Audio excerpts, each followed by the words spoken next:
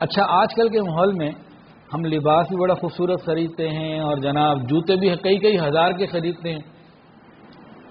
مجھے تو شالمی دکان کے پاس ہول سیل مارکیٹ میں ایک چپل مل جاتی ہے, بہت کمفرٹیبل ہے, میں بڑے مزے سے رہتا ہوں, میرا گزارا اس سے ہو جاتا ہے. ایک صاحب بڑے شوق میں آئے اور پتہ نہیں وہ ہش پپیز کا 4,000 روپے والا مجھے چاہ کے چپل پکڑا دیا.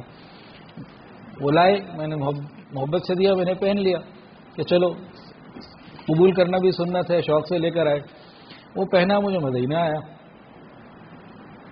تو ہم ان چیزوں میں پیسوں کو دیکھتے ہیں, اپنے کمفرٹس کو دیکھنا چاہیے کہ آسانی کیا ہے, برانڈ کو نہیں دیکھنا. اچھا خیر یہ تو ایک الگ بات آ گئی.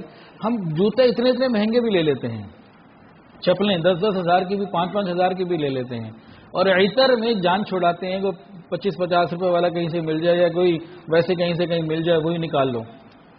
ایک عجیب بات دیکھیے, جناب رسول اللہ صلی اللہ علیہ وسلم تمام چیزوں میں میانہ روی کو اختیار کرتے, سادگی کو اختیار کرتے, اور عطر کا جب معاملہ آتا تو خوبصورت سے خوبصورت, بہترین سے بہترین, قیمتی سے قیمتی, اچھے سے اچھا لیتے. اس میں پیسہ خرچ کرنا سنت ہے. ہم نے کبھی اچھا عطر اس لیے لیا, اس دفعہ لیں. کبھی عطر لینا ہے اچھا والا لینا ہے, کوئی بات نہیں, جوتی تھوڑی سستی لے لیں گے لیکن عطر اچھا والا لینا ہے.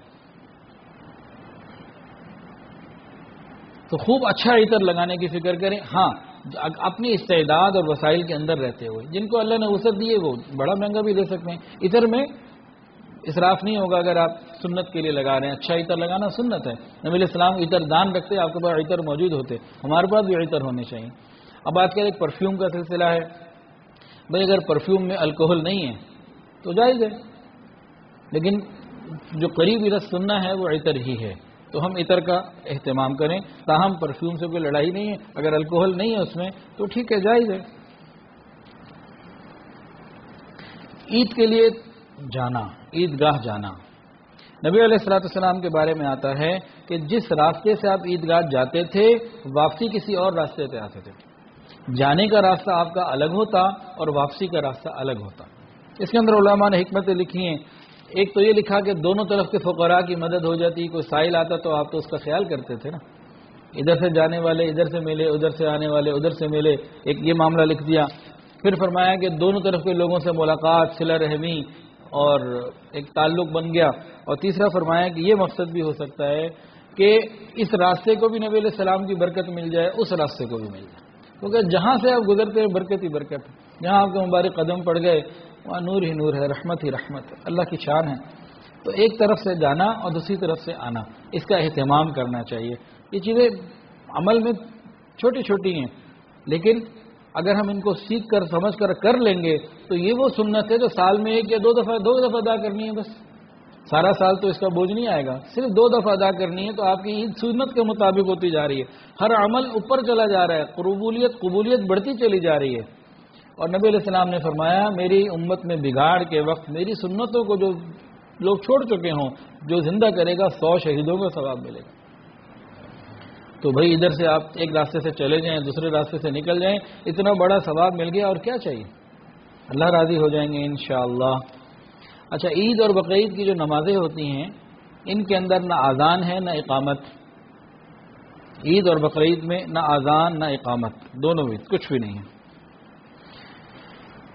ایک حدیث کے اندر آتا ہے, بخاری مسلم کی روایت ہے کہ عید اور بقرعید میں نبی علیہ الصلوۃ والسلام عیدگاہ جاتے اور آپ کا سب سے پہلا کام نماز کا ادا کرنا ہوتا تھا, کہ نماز کو فکر کے ساتھ ادا کیا کرتے تھے. جیسے تیاری وغیرہ کے بعد غسل تیاری وہ ساری کر لی, آگے جا کے پھر نماز کا سلسلہ ہوتا تھا. نبی علیہ الصلوۃ والسلام نے ہمیشہ عیدگاہ میں نماز پڑھی ہے. زندگی میں صرف ایک مرتبہ مسجد میں عید کی نماز آپ نے پڑھائی, وہ بارش کا موقع تھا, تب نبی علیہ السلام نے صحابہ کو جمع کر لیا. اصل سنت تو یہی ہے کہ عیدگاہ میں نماز پڑھی جائے. مساجد میں عید کی نماز آج علماء فرماتے ہیں جائز ہے, لیکن اس کا ثواب عیدگاہ سے کم بتاتے ہیں. نبی علیہ السلام نے مستقل عادت عیدگاہ کی تھی. مسجد نبوی شریف کو چھوڑ کے عیدگاہ جاتے تھے. آپ کے پاس جو مسجد تھی تو مسجد نبوی شریف تھی, جس کے اندر جو ریاض الجنہ کا ٹکڑا ہے, جنت کا ٹکڑا بھی تھا, اس کو چھوڑ کے عیدگاہ جاتے تھے. تاہم ایک مرتبہ عذر تھا, پریشانی تھی بارش کی وجہ سے, تو مسجد میں نماز ادا کر لی, تو جواز مل گیا. تاہم عیدگاہ میں اگر جا سکیں تو وہ زیادہ بہتر ہے.